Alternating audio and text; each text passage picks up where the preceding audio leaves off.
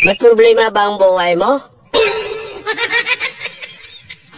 Huwag kang mag-alala. May advice ako.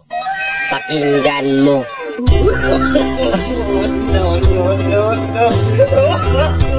Alam nyo, ganyan talaga ang buhay. Parang life.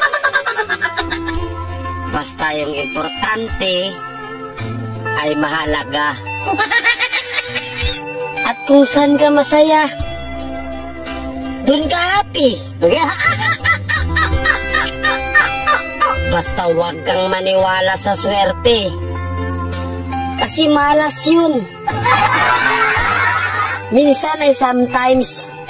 Kaya matuto tayong tumanggap ng acceptance. Halimbawa, for example, ang baby ay sanggol. So kung di mo intindihin, you don't understand.